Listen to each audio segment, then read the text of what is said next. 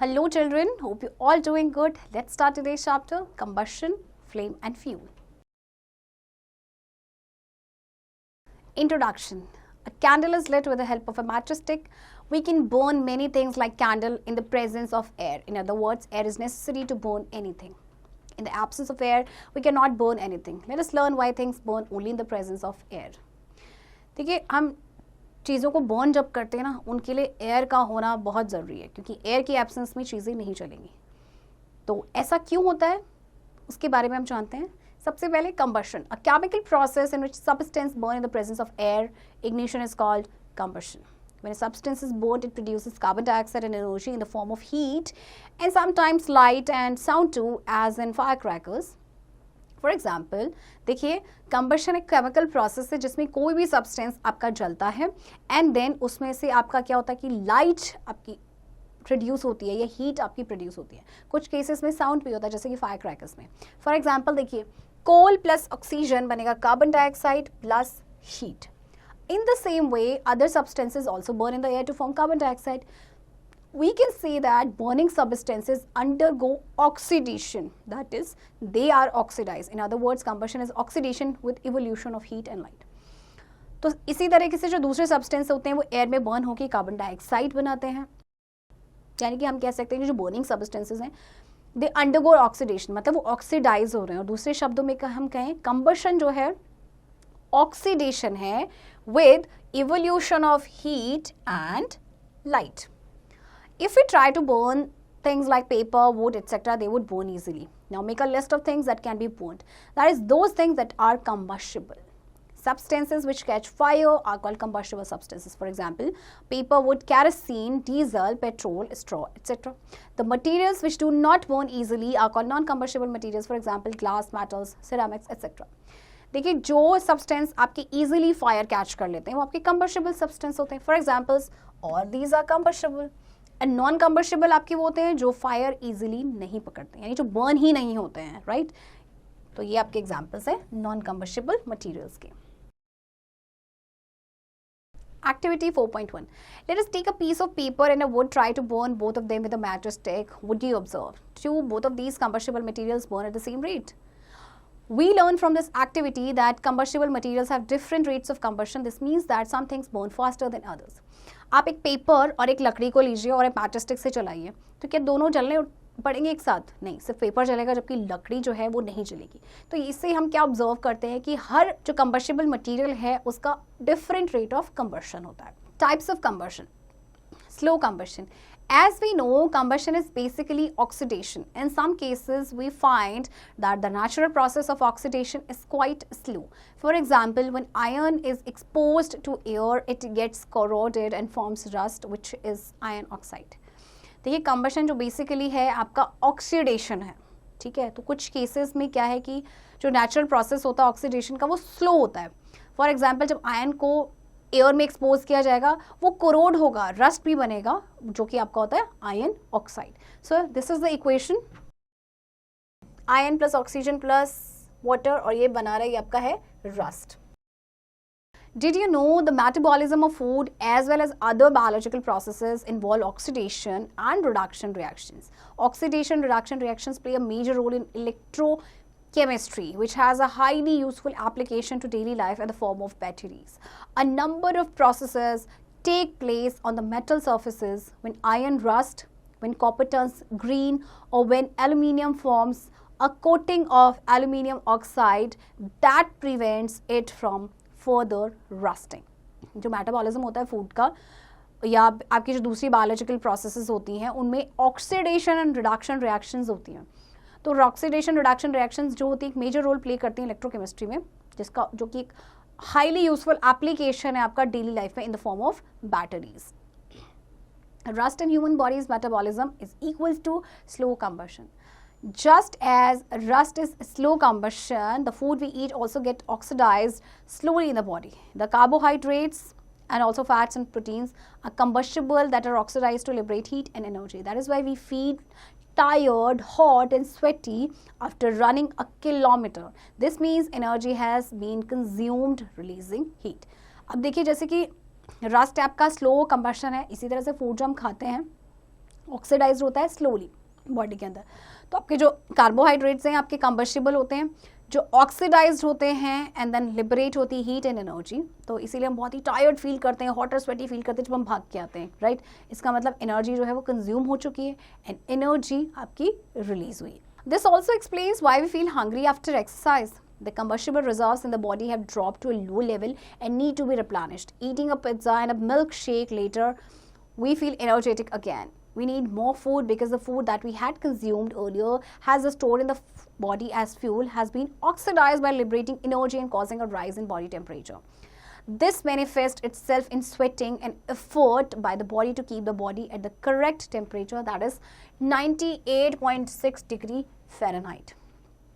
देखिए हम जब क्या करते हैं, हम अगर थोड़ी एक्सरसाइज करते हैं तो उसके बाद हम थोड़ा सा हंग्री फील करते हैं क्योंकि जो कंबस्टिबल रिजर्व था हमारी बॉडी में वो ड्रॉप हो चुका लो लेवल में एंड देन उसको रिप्लेनिश करना है। तो अगर हम अब कुछ उसके बाद आप खा लेते हैं, लाइक पिज़्ज़ा खा लिया या मिल्क शेक आपने पी लिया, तो हम एनर्जेटिक फिर से फील करते हैं, राइट। तो हमें ज़्यादा फूड की ज़रूरत होती है क्योंकि फूड जो हमने कंज्यूम किया था पहले वो स्टोर हो चुका है बॉडी में एज अ फ्यूल, अब वो ऑक्सीडाइज हो चुका है क्योंकि एनर्जी लिबरेट हो चुकी है जिससे बॉडी का टेम्परेचर राइज हो चुका है।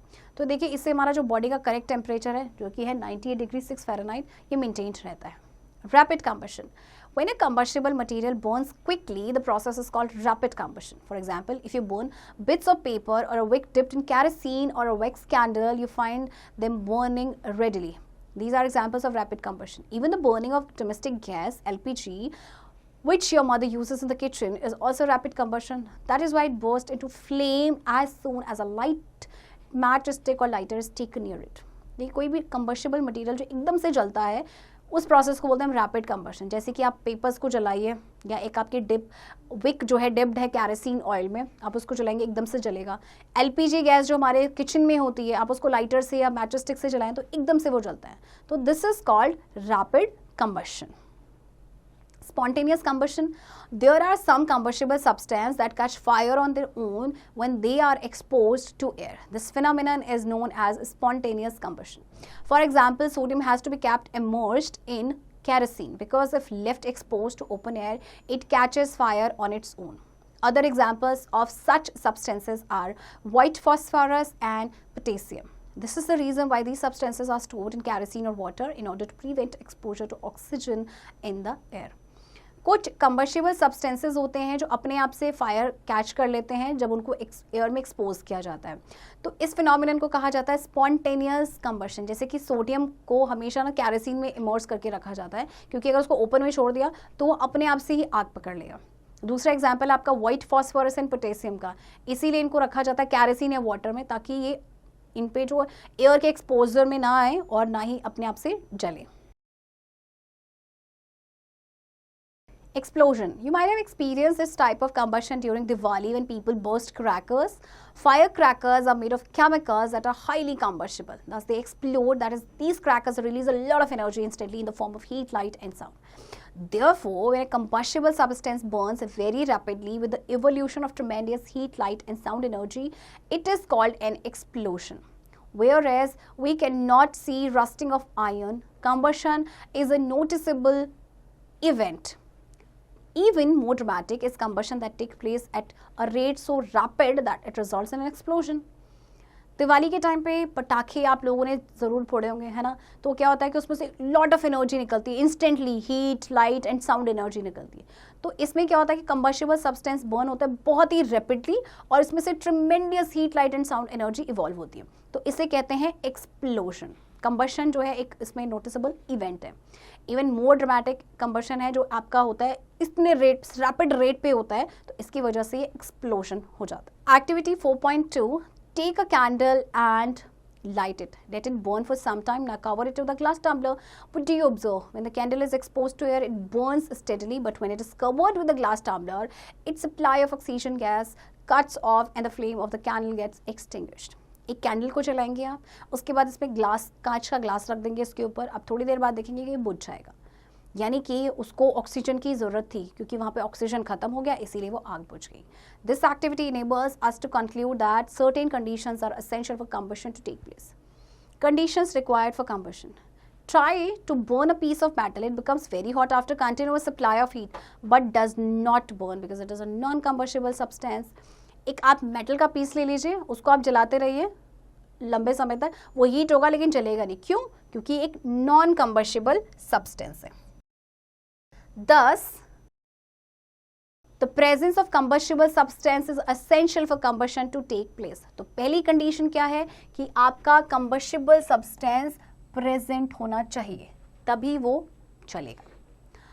Did you know explosive are materials that produce violent chemical or nuclear reactions? These reactions generate large amount of heat and gas in a fraction of a second. Shock wave produced by rapidly expanded gases are responsible for much of the destruction seen following an explosion. It has the ability to knock down trees, buildings, people and other objects on their way. The shock wave also carries with it very hot gases that can burn objects to cinders and initiate fires. The combination of shock wave and high temperature is characteristics of most kinds of explosive. आपके explosive वो materials होते हैं जो violent chemical produce करते हैं और nuclear reactions, right. तो ये जो रिएक्शंस होती हैं large amount of heat and gas को इवॉल्व करती हैं, जनरेट करती हैं इन अ फ्रैक्शन ऑफ सेकेंड. इसके अलावा शॉक वेव प्रोड्यूस होते हैं जो रैपिडली एक्सपेंड हो जाते हैं, रैपिडली गैसेस इसके लिए रिस्पॉन्सिबल होती हैं और बहुत सारे डिस्ट्रक्शन करती हैं, लाइक ट्री को नॉक डाउन कर देते हैं, बिल्डिंग, पीपल और जो भी ऑब्जेक्ट इनके रास्ते में आते हैं. If you take two pieces of wood, one wet and one dry, try to burn both of them. You will find that wet piece does not catch fire, whereas the dry one starts burning. The water present in the wet wood does not allow the piece of the wood to reach the required temperature to catch fire. Hence, the attainment of the correct temperature for ignition is essential for combustion. This correct temperature is called the flash point of the given substance. It is also known as the kindling or ignition temperature. When the temperature reaches this point, the substance bursts into flame. अब आप दो pieces लेंगे would की, एक wait और एक dry. अब दोनों को जलाइए तो ड्राई वाला तो जल जाएगा लेकिन जो वेट है वो नहीं जलेगा. क्यों? क्योंकि जो वाटर उस वेट वुड में है वो उस पीस को अलाउ ही नहीं करेगा कि वो रिक्वायर्ड टेम्परेचर तक जाए जिससे कि वो फायर कैच करे. तो यहाँ से आपकी सेकेंड कंडीशंस क्या होती है? Attainment of the correct temperature for ignition. ये बहुत जरूरी है. जैसे कि हम कहते हैं इग्निशन टेम्परेचर, तो हर सब्सटेंस का अपना एक इग्निशन टेम्परेचर होता है. In activity 4.2, you have experienced the candle continues to burn as long as it is exposed to air. Thus, the presence of a supporter of combustion is a necessary condition for combustion. On Earth, this supporter is oxygen in the air. Third condition क्या है कि presence होना चाहिए किसका? Supporter of combustion. And which is the supporter of combustion? Oxygen. Ignition temperature or kindling temperature flash point. You have already observed that when we try to burn a wet piece of wood, it does not catch fire. Hence, we notice that a minimum temperature is required for a combustible substance to catch fire. This temperature is called the ignition temperature or kindling temperature of the substance. Some substances have very low ignition temperatures. तो देखिए जैसे हमने अभी पढ़ा कि जो wait would है उसको जलने के वो नहीं जली है, क्योंकि देखिए कोई भी सब्सटेंस हो हम उसको एक मिनिमम टेम्परेचर की ज़रूरत होती है जलने के लिए. तो ये टेम्परेचर होता है आपका इग्निशन टेम्परेचर या फिर किंडलिंग टेम्परेचर. तो कुछ ऐसे सब्सटेंस होते हैं जिनका लो इग्निशन टेम्परेचर होता है, that they catch fire even at room temperature. Sodium and white phosphorus as two substances that have low ignition temperatures. That is why sodium is kept immersed in kerosene while phosphorus is kept immersed in water. Can you explain how water and kerosene are helpful in such cases? अच्छा, इनका ignition temperature कुछ substance का इतना कम होता है कि room temperature पे आग पकड़ लेते हैं. जैसे कि हम सोडियम एंड वाइट फॉस्फोरस की बात करें, इनका इग्निशन टेम्परेचर बहुत ही लो होता है. तो इसीलिए सोडियम को रखा जाता है कैरोसिन में एंड फॉस्फोरस को रखा जाता है वाटर में. Certain substances have high ignition temperature. For example, red phosphorus has an ignition temperature of 260 degrees Celsius. It can be stored in a bottle also. You will also notice that a substance stops burning after a while because the temperature has fallen below the ignition temperature. कुछ ऐसे substance होते हैं जिनका temperature कुछ ज़्यादा ही high होता है. Like अगर हम रेड फॉस्फोरस की बात करें तो इसका है 260 डिग्री सेल्सियस इग्निशन टेम्परेचर. तो आप ये भी देखेंगे सब्सटेंस जो है कुछ टाइम के बाद जैसे वो जल रहा है वो अपने आप क्या हो जाता है, वो जलना स्टॉप हो जाता है क्योंकि जो टेम्परेचर है वो उसके इग्निशन टेम्परेचर से कम हो जाता है. Activity 4.3. Let us surprise everyone in the class by an activity. Put a paper cup on a flame so that it doesn't burn. Can anyone do it? Fill the paper cup two-thirds with water so that the metal holder touches the cup. Light the burner and apply flame to the bottom of the cup. It is surprising to note that the bottom part of the paper cup does not burn, whereas the cup starts burning above the water level. Why does this happen? The water in the cup absorbs the heat and distributes it all over the part that holds water. Hence, the paper does not attain the ignition temperature. But on continuous heating, the temperature of the water rises. Paper, being a bad conductor of heat, keeps the heat confined to the part just above the water level. Gradually, the part of the paper that is above the water level reaches the ignition temperature and starts burning. देखिए activity है, इसमें अपने paper cup लेना है, उसमें पानी डालना है, राइट, और उसको फ्लेम के पास लेके आना है, उस पर फ्लेम अप्लाई करना है. तो आप देखेंगे कि जो बॉटम पार्ट है पेपर का वो नहीं जलेगा, लेकिन का जो पेपर जो आपका स्टार्ट ऊपर होगा, वाटर लेवल से ऊपर, वो जलना स्टार्ट होगा.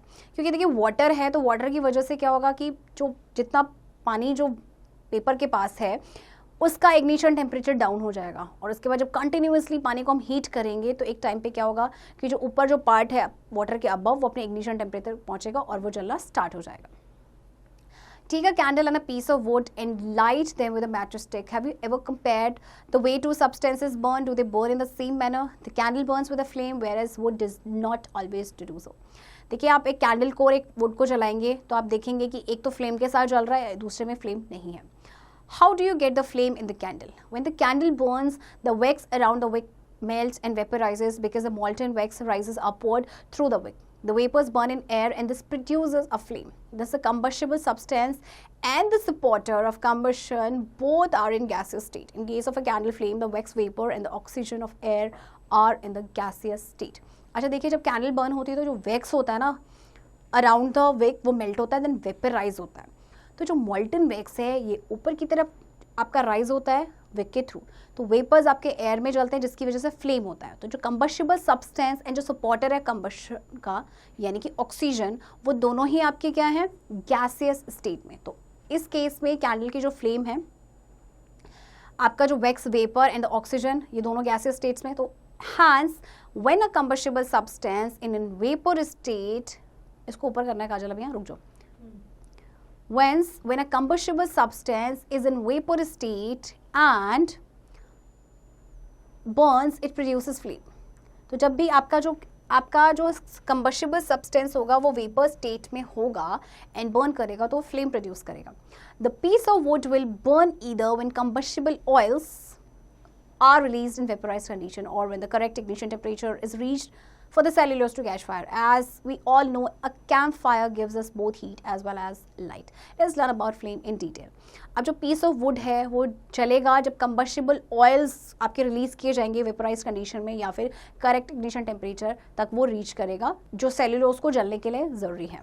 Activity 4.4. Let's observe the flame of certain combustible substance. Take a piece of wood, a candle, a camphor, a piece of coal.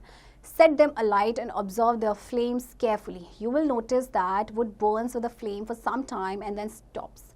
The camphor and candle burn with flame, whereas the coal just glows and no flame is produced. Would you learn from this activity?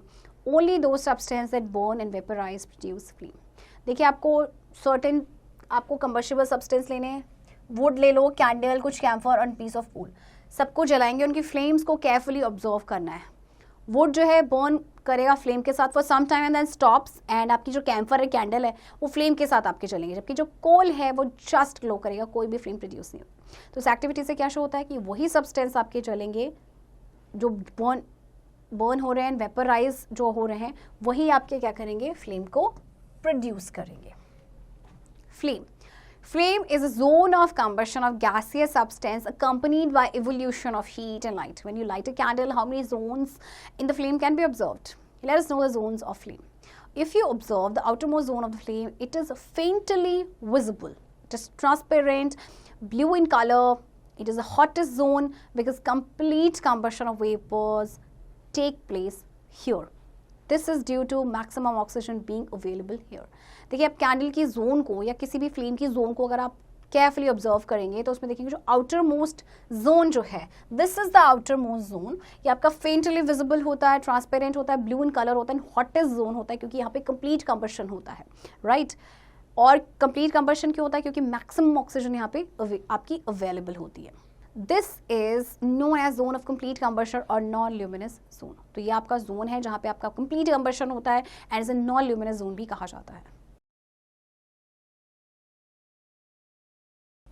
Next to this is the pale yellow color zone where incomplete combustion takes place. This is because in this zone the combustible vapors do not get sufficient oxygen to burn. Thus some unburned carbon particles remain which become red hot and go into making the yellow color of the flame. This is known as zone of incomplete combustion और luminous zone. अब इसके बाद आती है आपकी बारी pale yellow colour zone है जहाँ पे इनकम्प्लीट कंबशन होता है. इनकम्प्लीट कंबशन क्यों होता है? बिकॉज यहाँ पे सफिशिएंट सप्लाई नहीं होती है ऑक्सीजन की. तो कुछ अनबर्न्ड कार्बन पार्टिकल्स वहाँ पे रहते हैं जो रेड हॉट हो जाते हैं और जिसकी वजह से फ्लेम को येलो कलर मिलता है. तो इसे कहते हैं हम जोन ऑफ इनकम्प्लीट कंबशन या फिर luminous zone. Now the innermost zone which surrounds the wick is dark in color. Here the wax vapors are unburnt because they do not get any oxygen and almost no combustion takes place. This zone is also known as zone of no combustion. अब innermost zone है जो Wick को surround करती है वो dark colour में होती है. यहाँ पे जो वैक्स वेपर्स होते हैं वे आपके अनबर्न्ड होते हैं क्योंकि उनको ऑक्सीजन नहीं मिलती है और यहाँ पे कोई कंबशन ऑलमोस्ट नो कंबशन होता है. तो इसीलिए जोन को कहा जाता है zone of no combustion. At the base of the wick, there is a blue color zone. The color is such due to incomplete combustion of carbon particles. Carbon monoxide is produced because of limited supply of oxygen. The zone is called blue zone. अब wick के base में एक blue colour का zone होता है. यहाँ पे भी आपका इनकम्प्लीट कंबशन होता है कार्बन पार्टिकल्स का. कार्बन मोनोऑक्साइड प्रोड्यूस होती है क्योंकि ऑक्सीजन जो है वो इनसफिशिएंट रहती है. तो इस जोन को कहा जाता है blue zone. The credit for inventing the first primitive candles should go to the Egyptians. It was they who first started using papyrus reeds soaked in tallow, animal fat. They were often used to light their homes and cliff caves. It was only in 1826 that Michael Faraday first made the world aware of the full and detailed process by which a candle works. तो सबसे पहले जो वो candle को invent किया था कुछ Egyptians ने, तो वो पेपरस रीड को सोक करके रखते थे टेलो में. टेलो वाज एन एनिमल फैट और इस तरह से अपने घरों को और क्लिफ केव्स को वो लाइट करते थे. तो 1826 में माइकल फैराडे थे जिन्होंने सबसे पहले डिटेल में बताया कि how a candle works. What Faraday basically said was that when you burn a candle, you see the formation of beautiful cup. This cup is formed as the air near the candle moves upward due to the heat of the candle. उनका कहना था ये जो cup है, जो beautiful cup है, ये कैसे बनता है? जो एयर होती है कैंडल के पास वो ऊपर जाती है because of the heat of the candle.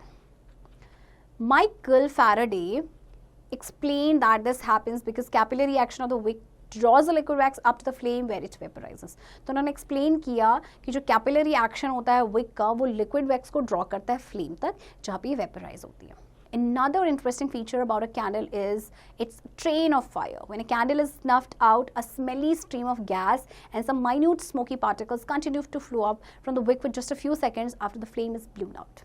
अच्छा देखिए, जब फ्लेम को ब्लो आउट करते हैं ना तो उसके बाद क्या होता है कि स्मेली स्ट्रीम गैस की और कुछ माइन्यूट स्मोकी पार्टिकल्स वो कंटिन्यू फ्लो अप करते हैं विक से for just few seconds. Activity 4.5.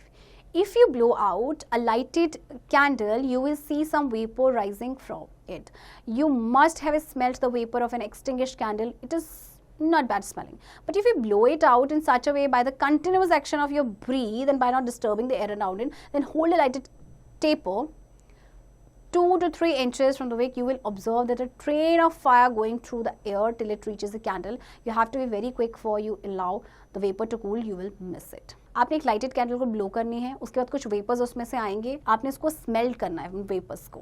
क्या उसमें से बैड स्मेल आएगी? बट अगर आप उसे ब्लो करेंगे इन अ सच अ वे कि कॉन्टिन्यूस एक्शन से आपके ब्रेथ से एंड आप जो एयर आसपास की जो है उसे डिस्टर्ब नहीं करेंगे, देन आप एक लाइटेड कैंडल को एक लाइटेड टेपर को होल्ड करके रखेंगे 2 to 3 inches from the wick, you will observe एक ट्रेन ऑफ फायर आपकी जाएगी थ्रू द एयर जब तक ये कैंडल तक पहुंचता है. बट इसके लिए आपको बहुत ही क्विक रहना पड़ेगा, अदरवाइज आप ये मिस कर देंगे. The flame we see is really drawn out by the rising column of hot air and it rises to a good height for such a small flame. The surrounding air pushes the flame up because hot burning gases comprising the flame expand and so become less dense than the surrounding air. In other words, a flame consists of gases so hot that they glow yellow, orange and red. Hot gases expand and become less dense than the surrounding air. Therefore, the flame is lighter than an equal volume of air. Okay. तो अब देखिए जो surrounding air होती है जो denser होती है वो फ्लेम को पुश करती है, क्योंकि जो हॉट बर्निंग गैसेज होते हैं which comprising the flame expand and इसलिए वो लेस डेंस हो जाती हैं सराउंडिंग एयर से, जो सराउंडिंग एयर थोड़ी कूलर होती है। तो दूसरे शब्दों में कहें, फ्लेम में आपके गैसेज होती हैं जो हॉट होती हैं कि वो ग्लो करती हैं येलो, ऑरेंज एंड रेड में, एंड हॉट गैसेज आपकी एक्सपेंड होती हैं और लेस डेंस हो जाती हैं सराउंडिंग एयर से, इसीलिए जो फ्लेम है वो लाइटर होती है comparatively equal volume of air. Activity 4.6. Let us observe something which is not part of the flame. Let us observe how flame is drawn upward. You may perform this activity by putting a lighted candle in the sun in such a way that its shadow is cast on a piece of paper. You can actually see there is something streaming around the flame which is not part of the flame but is ascending and also drawing the flame upward. Can you tell what that is? आपको एक lighted candle लेनी है, right? आप उसको सन में रखेंगे इस तरह से कि उसकी शेडो जो है पीस ऑफ पेपर पे पड़े, तो आप उसमें देखेंगे कि कुछ उसमें से स्ट्रीम हो रहा है उस फ्लेम में से, जो कि फ्लेम का पार्ट नहीं है, बट वो असेंडिंग है एंड फ्लेम को वो अपवर्ड ड्रॉ कर रहा है। By now you have learned that when a combustible substance is burnt, it burns with the evolution of energy in the form of light and heat. You have also noticed how the light energy is produced by burning of a combustible substance. Let us try and see how the heat energy is utilized. तो चलिए देखते हैं किस तरह से heat energy को utilize किया जाता है। Activity 4.7. Take a vessel, pour some water into it and place it on a gas stove or a gas burner. Switch on the burner and wait for a short while. What do you observe? Why are you not able to hold the vessel with your hand? What happens to the water in the vessel? Some small bubbles are seen moving in the water because now the water has become warm and the oxygen dissolved in it is being released in the form of bubbles. Also, the water is being vaporized into steam. You are not able to hold the vessel with your hand because it has become very hot. Can you say which form of energy are you using? In what ways can this energy be put to use? आपको एक vessel में पानी लेना है, उसको gas पे गर्म करना है, राइट? थोड़े टाइम के बाद उसे टच करेंगे तो क्या आप वेसल को पकड़ पाएंगे, होल्ड कर पाएंगे? नहीं, क्योंकि बहुत हॉट हो जाएगा। आप देखेंगे कुछ बबल्स उसमें से आपको नजर आएंगी वाटर में, क्योंकि वाटर अब वार्म हो चुका है, ऑक्सीजन जो उसमें डिजोल्व है वो रिलीज हो रही है बबल्स के फॉर्म में, और वाटर जो है आपका वेपराइज हो रहा है इसमें स्टीम के फॉर्म में। नाउ आप इस वेसल को होल्ड नहीं कर पाओगे क्योंकि बहुत हॉट हो चुका है, तो कौन सी फॉर्म ऑफ एनर्जी इसमें है और किस तरह से हम इस एनर्जी को यूज कर सकते हैं?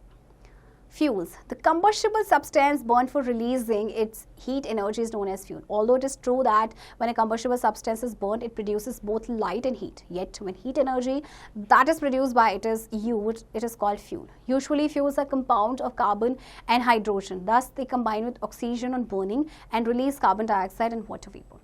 Substances such as wood, coal, kerosene, diesel, petrol, LPG, etc. are commonly used as fuels. Fuels may be used at home, in industries and for transportation. Combustible substance जो आपके burnt होते हैं for releasing heat energy, उन्हें हम कहते हैं fuel. तो fuel आपके देखिए हर जगह हम डिफरेंट टाइप्स ऑफ फ्यूल है हम यूज़ करते हैं, उन्हें जलाते हैं।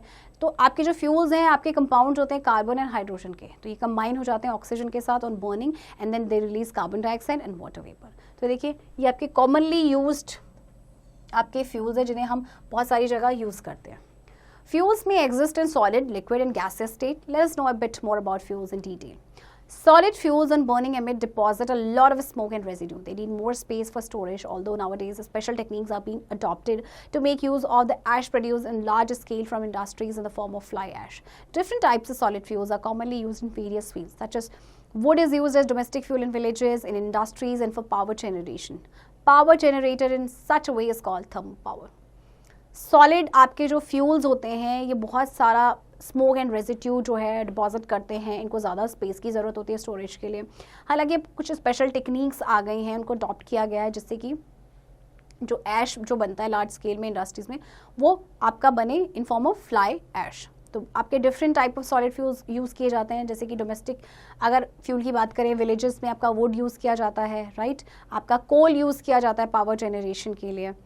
Liquid fuels are mostly obtained from petroleum as byproducts formed as a result of fractional distillation of petroleum.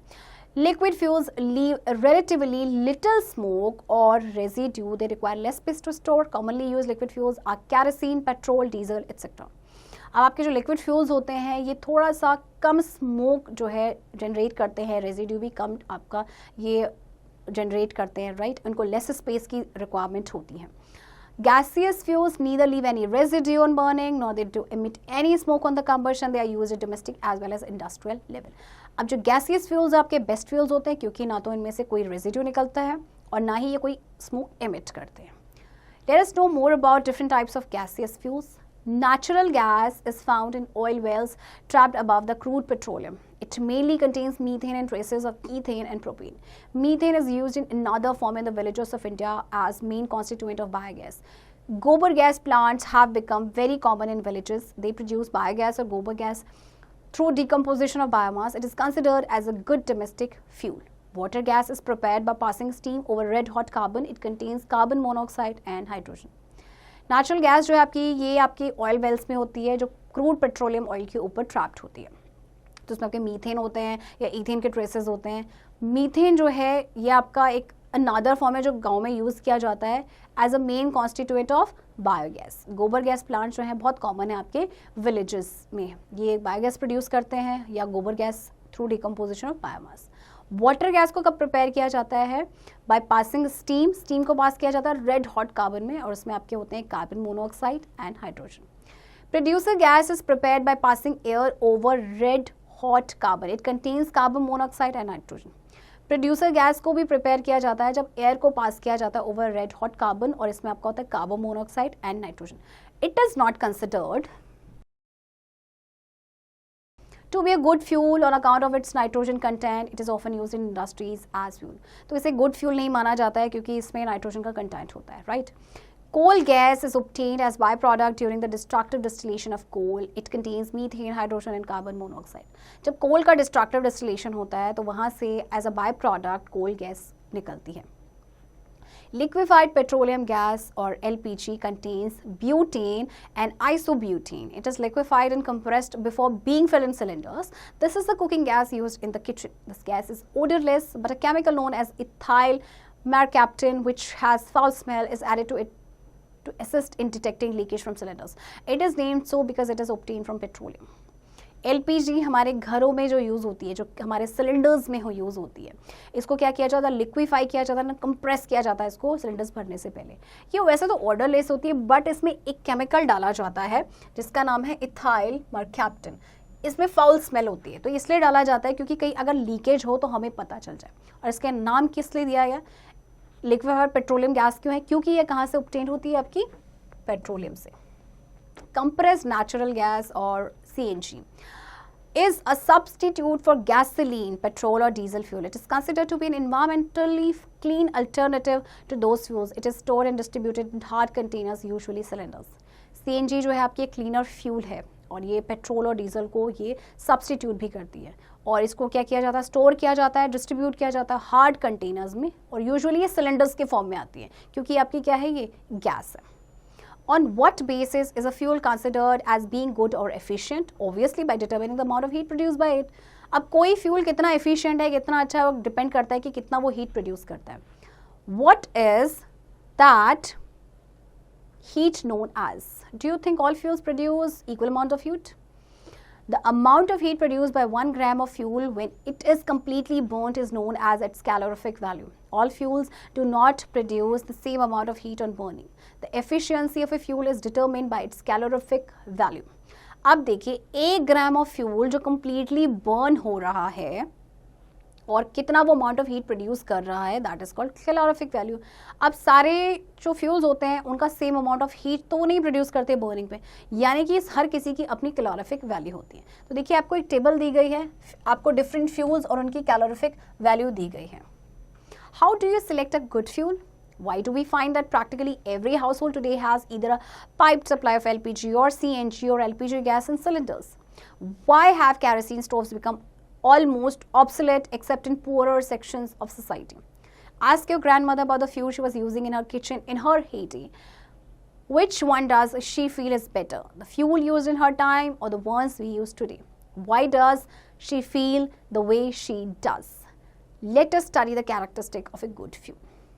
Good fuel के क्या कैरेक्टरिस्टिक्स हैं? सबसे पहले a good fuel should have low ignition temperature. Ignition temperature और flash point. Calorific value of a fuel should be high. Calorific value high होना चाहिए.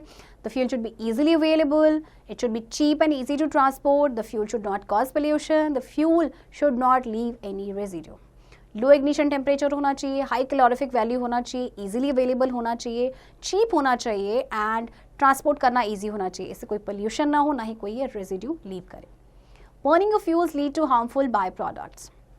Carbon dioxide is release when fuel is burned, thereby resulting in lead to global warming. तो जब कभी कोई fuel burn होता है ना, तो कार्बन डाइऑक्साइड रिलीज होता है, जिसकी वजह से ग्लोबल वार्मिंग हो रही है.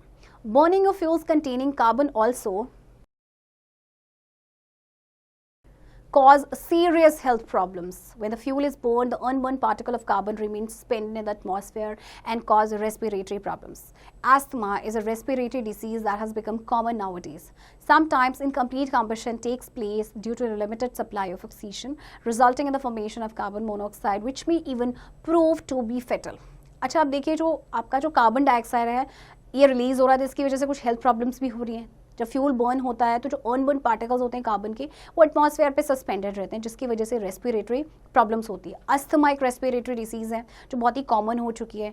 जब इनकम्प्लीट कंबशन होता है, वो होता है आपका जब आपको लिमिटेड सप्लाई होती है ऑक्सीजन, तो उसकी वजह से बनती है कार्बन मोनोऑक्साइड गैस, जो कि बहुत ही पॉइजनस है.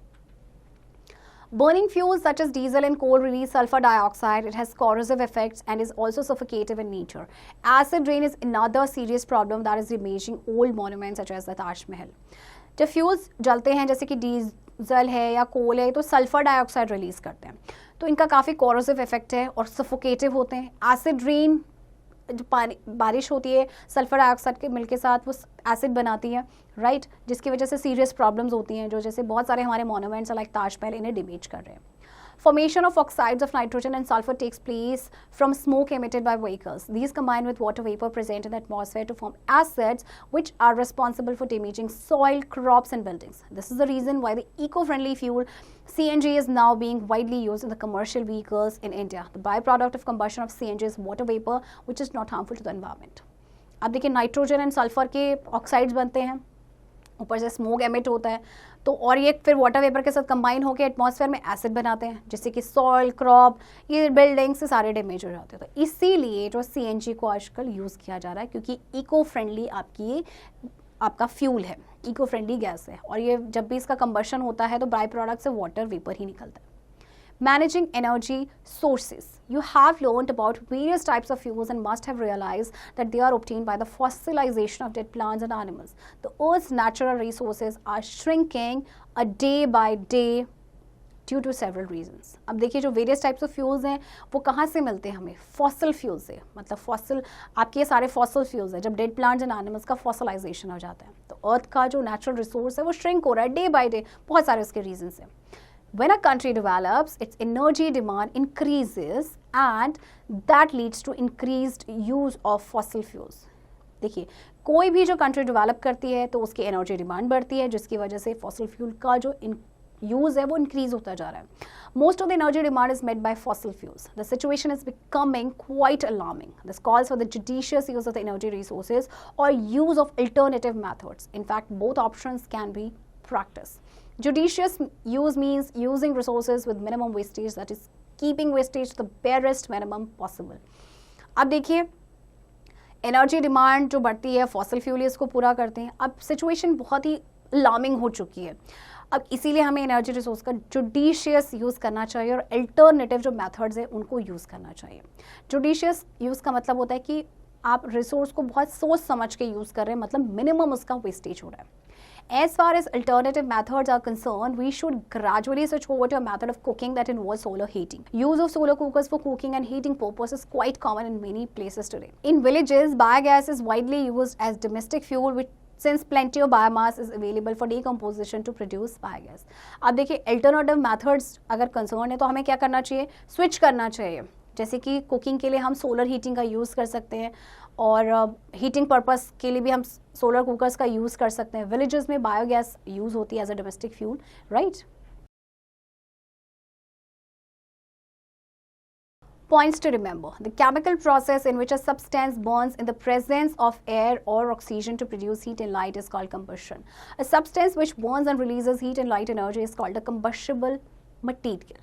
Materials which do not burn readily are known as non-combustible materials. Combustion takes place at different rates. It can be slow, rapid, or even spontaneous. A certain minimum temperature is required to be reached before a combustible substance can ignite, catch fire. The conditions required for combustion are presence of a combustible substance, attainment of the ignition temperature, and presence of a supporter of combustion. The efficiency of a fuel is determined by its calorific value. Fuels may exist in solid, liquid and gaseous state. Children, I hope आपको ये chapter समझ आया होगा and इस chapter की practice अब आप खुद से करेंगे.